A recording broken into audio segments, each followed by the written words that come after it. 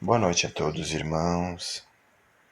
Elevamos o nosso pensamento neste momento, pedindo para que a espiritualidade maior esteja junto conosco neste momento, nos esclarecendo, inspirando, ajudando todos os nossos problemas, as nossas dificuldades, nos dando força, coragem. Pedimos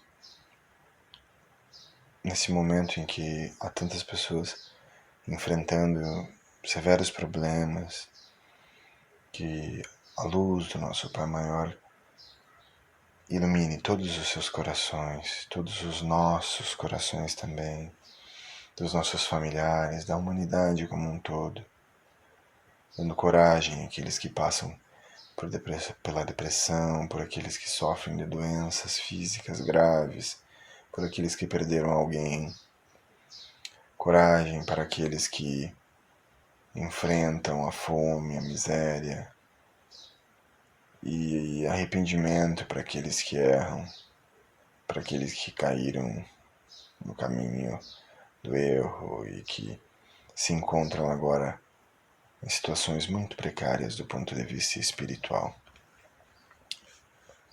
Hoje nós vamos tratar do capítulo 24, itens 13, 14, 15 e 16. Coragem da fé. Todo aquele que me confessar e me reconhecer diante dos homens, eu o reconhecerei e confessarei também, eu mesmo, diante de meu Pai, que está nos céus. E todo aquele que me renegar diante dos homens, eu o renegarei também, eu mesmo, diante de meu Pai, que estás nos céus. Mateus, capítulo 10, versículos 32 e 33. Se alguém se envergonha de mim e das minhas palavras, o Filho do Homem se envergonhará também dele, quando vier em sua glória, em nome de seu Pai e dos santos anjos. Lucas, capítulo 9, versículo 26. A coragem da opinião sempre foi considerada entre os homens, porque há mérito em afrontar os perigos, as perseguições, as contradições e mesmo os simples sarcasmos aos quais se expõe quase sempre aquele que não teme confessar claramente ideias que não são as de todo mundo. Assim como em tudo, o mérito está em razão das circunstâncias e da importância do resultado. Há sempre fraqueza em recuar diante das consequências da opinião e em renegá-la. Mas há casos de uma covardia tão grande quanto a de fugir do momento do combate. Jesus assinala esta covardia do ponto de vista especial de sua doutrina, dizendo que se alguém se envergonha das suas palavras, ele se envergonhará também dele, que renegará aquele que o tiver renegado, que aquele que o confessar diante dos homens, o reconhecerá diante de seu Pai que estás nos céus. Em outros termos, aqueles que tiverem medo de se confessarem discípulos da verdade não são dignos de serem admitidos no reino da verdade. Perderão o benefício de sua fé, porque é uma fé egoísta, que guardam para si mesmos, mas que escondem com medo de que lhe cause prejuízo neste mundo. Enquanto que, colocando a verdade acima de seus interesses materiais, aqueles que a proclamam abertamente trabalham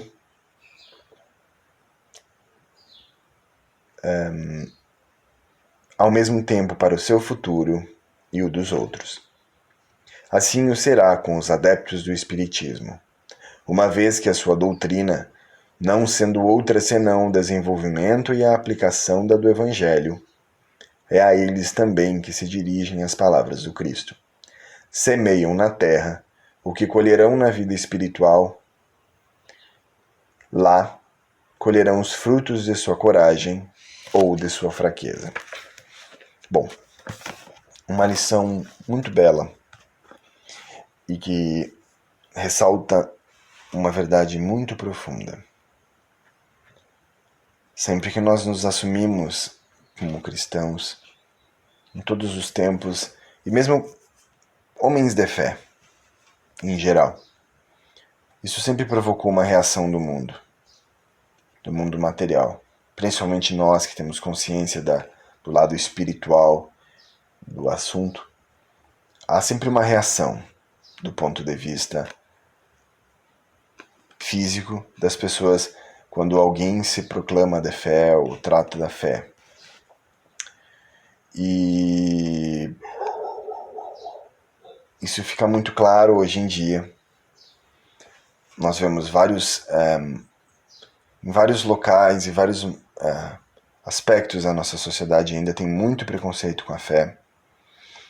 Por exemplo, no ciclo acadêmico, a fé é tida como algo infantil, algo ridículo, de pessoas que não têm profundidade de qualquer maneira. Por muitos lá dentro desse ciclo, nós temos grandes pensadores, filósofos, conhecidos do nosso país e de fora, de outros locais, enfim, cientistas, pesquisadores, pessoas de importância e reconhecimento que tratam da fé de uma maneira muito mesquinha, muito debochada, realmente enfrentam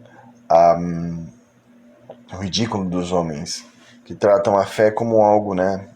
Há muito se dizia que a fé já não tinha mais espaço no século que a gente está, desconhecendo a verdadeira fé, não se aprofundando no assunto muitas vezes e tratando a fé como algo, enfim, uma distração para quem não tinha o verdadeiro conhecimento. Além disso, as outras escolas religiosas durante muito tempo tiveram e às vezes ainda têm um grande preconceito com a doutrina espírita, e a própria questão espiritual, muitas vezes, ao admitir uma fé ativa no mundo, tu provoca uma reação daquela fé que está adoecida ou que foi desviada. E isso, eu acho que é o que o espírito dessas palavras nos evoca uma coragem de enfrentar os desafios e de ser ativo na sua fé, de ter uma fé que realmente atue no mundo à tua volta com coragem de enfrentar as consequências que isso traz. O André Trigueiro, palestrante espírita, jornalista da Globo News, ele tem um canal no YouTube onde ele apresenta diariamente um programa chamado Papo das 9. E lá ele, um dia, tratando sobre esses aspectos, ele fala que Jesus, na opinião dele, foi extremamente proativo naquela sociedade em que ele estava imerso. Ele questionou, ele teve um caráter questionador e combativo de tudo aquilo que para ele não era adequado à fé que ele acreditava. Então ele combateu as injustiças, ele combateu as hipocrisias, ele entrou em confronto com aquilo que ele considerava que eram as frutas podres, as árvores secas, aquela fé que se alimentava o que permitia o sofrimento humano e que não era baseado na concórdia, na fraternidade. E na própria opinião do Trigueiro, e que eu assim, gostei da ideia muito, ele acredita que hoje em dia o movimento espírita, muitas pessoas elas adotaram um caráter muito neutro, muito evitando conflitos, na ideia de que a nossa fé ela tem que ser mansa e pacífica em todos os aspectos. E eu acho que o maior exemplo contrário disso é o próprio Cristo, que nós temos que usar como modelo, e que foi incisivo na construção daquele reino de Deus, através do combate àquilo que não era legal, através da construção do mundo de uma maneira ativa, do mundo positivo, do reino de Deus na Terra, através do combate àquilo que não condizia ao comportamento adequado, à fraternidade, à benevolência, à caridade. E hoje em dia, considerando o quanto a doutrina espírita tem a acrescentar ao mundo, nós temos esse papel, nós estamos literalmente carregando o Consolador prometido, que não vai realizar mudança nenhuma no planeta sem a nossa participação. Então, cabe a nós, e esta lição nos convida a construir este mundo melhor através disso. Jesus foi muito incisivo nisso. E em diversas passagens, ele botou em xeque várias liturgias e caracteres da religião judia que eram arraigados, que eram considerados artigos de fé. Na lição mesmo do bom samaritano, tu tinha o levita e o fariseu que se deslocavam ao templo e que, para quem conhece a cultura judia, sabe que não se faz isso sem não estar purificado. Então eram pessoas membros daquela religião que já tinham realizado o ato de se purificar e, pela cultura da época, não poderiam simplesmente ajudar alguém caído na beira da estrada e desfazer esse ritual tão importante. Era uma coisa extremamente importante estar purificado, ir ao templo após esse ritual, e tu não poderia simplesmente ajudar qualquer um caído na rua. Isso seria contrário àquela... E Jesus põe totalmente isso em xeque quando os coloca abaixo do samaritano, que era considerado herege, mas que não tinha medo de abrir mão do seu dia a dia, da sua programação para auxiliar um irmão que estava precisando. E com isso ele colocou o auxílio ao próximo acima das regras da fé, acima dos códigos, dos acordos, dos ideais da religião. A religião não permite isso, não permite aquilo, nós temos esse ritual, nós temos esse artigo número 1. Se o sofrimento humano é permitido ou é relevado para seguir isso não é adequado. E ele colocando isso, ele chocou muitos judeus que naquela época diziam, meu Deus, mas ele estava purificado, como assim? Não é pouca coisa a purificação, é sagrado. E eles, não, se não ajuda ninguém, se tu deixa um irmão caído na rua, esse sagrado não existe. E a gente pode trazer isso para o nosso tempo. E então, por que eu falo essa lição? Para dar consciência de como a gente pode ter uma fé ativa na construção de um mundo melhor, utilizando essa riqueza que é a doutrina espírita. Mas isso requer coragem para se assumir espírita, coragem para enfrentar as resistências do mundo material e colocar as nossas opiniões, enfim, claro, com muito respeito, né? Sem proselitismo, sem pregar a nossa fé, sem prepotência. Nós não estamos aqui, né? Mas eu digo no sentido de realmente contribuir para a sociedade. E hoje em dia a gente tem muito isso. Tu tem cientistas espíritas fazendo pesquisas incríveis na vida após a morte, dos aspectos do magnetismo, do passe, utilizando a ciência para comprovar a religião. Um trabalho belíssimo. E além disso, tu tem as pessoas utilizando a doutrina naquilo que a doutrina tem de melhor, que é o Consolador, né? Espalhando a fé, a esperança. E o que é, enfim, o trabalho que, por exemplo, o Divaldo faz ali, parto humanizado, a quantidade de crianças que ele adotou. Então, assim, o espiritismo tem um potencial muito grande de auxiliar todo mundo. E a gente que tem essa fé e que conhece esses ideais, que conhece essa doutrina, nós temos o dever de ter a coragem de usar essa bandeira e tentar contribuir ativamente a isso. Se nós analisarmos a relação, a coragem que precisou para o Chico e para o Divaldo serem quem eles eram, e o quanto isso provocava, em um momento o Emmanuel compara as pessoas, a turba que acompanhava o Chico, como espectadores de um circo, onde o circo era o Chico. E ele citou, às vezes, com muita facilidade, essa turba vai passar do amor para a crítica, para o ódio e para o deboche, e tu tem que ter coragem com isso. Existe no livro que é acompanhado na segunda pelas aulinhas do Seu Gilhar, eu não me lembro o nome do livro agora, Médium, se eu não me engano, ele fala que nós temos que escolher quais os juízes que vão pautar a nossa existência. São os juízes terrenos, que são baseados no que é material, no que é passageiro, que tem uma visão equivocada? Ou são os juízes da vida imortal que vão guiar a nossa vida? Qual o juiz que tu vai deixar pautar a tua existência?